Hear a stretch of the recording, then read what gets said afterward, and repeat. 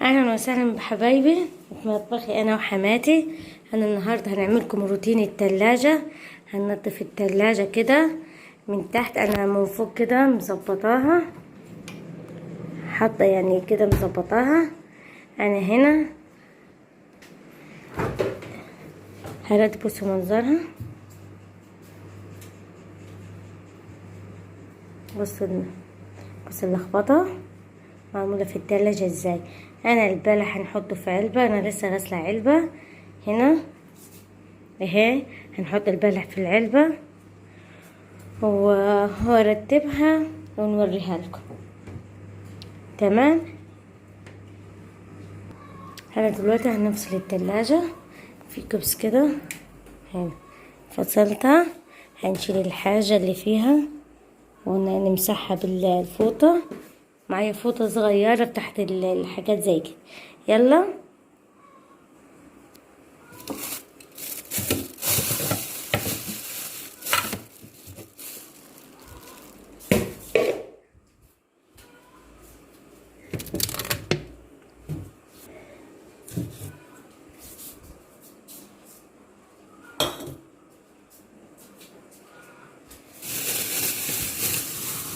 الوسخ هنا، فضيت الحاجة. انا ايه في وسخ،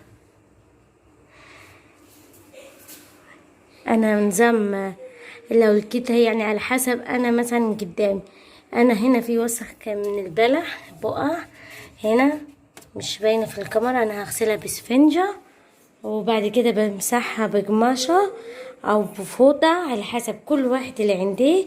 انا دلوقتي اهو حتى هنا هعملها.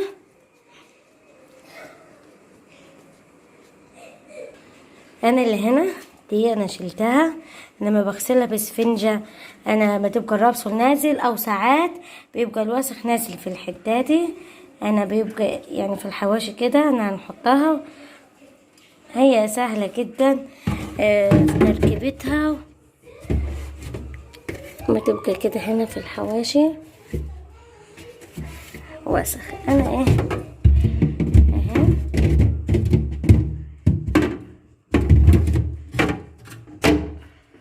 اهي بس كده. انا هنحط الحاجة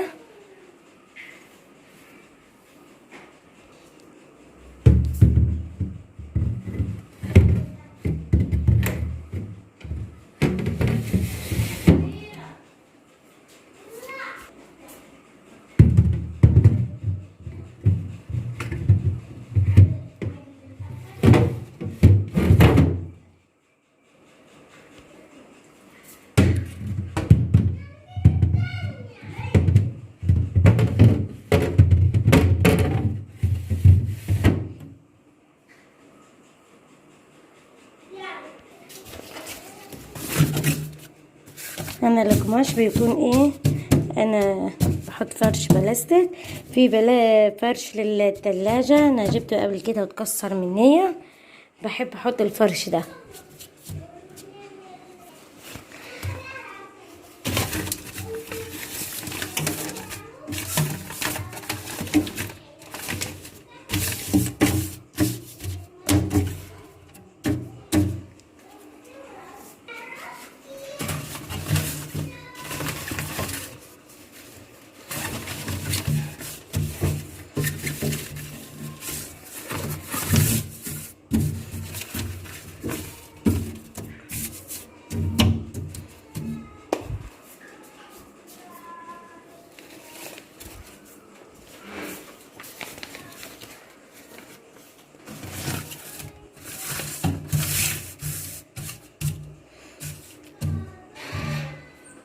انا حطيت الفرشة ديني.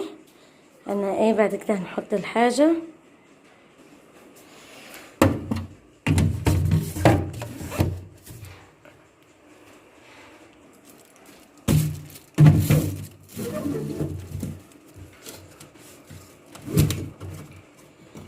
انا هنا حاطه فيه علبتين صلصه وعلبه مربى، والكيس ده فيه زيتون كده جانا من حد كده من سوبر ماركت. جوزي اشتراه هو في بكياس زيت الزيتون كده بتحط في حاجة من جوه زي الكيس البلاستيك الناشف او في علب.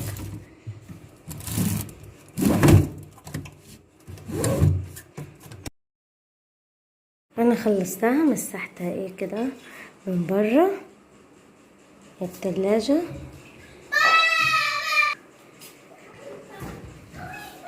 تمام اهي. نضفت الليمون حطيته في الكيس. هنا حطيت الفلفل وكده، رتبت المكان. هنا حطيت بدل البلح في اكياس حطيته في علبة هنا كده بس. هنا انا بحط فيه مثلا الطبيخ ولا حاجة. ونضفت هنا، طلعت كل اللي فيه ونضفته. وشوفوكم من فيديو جديد في مطبخي انا وحماتي.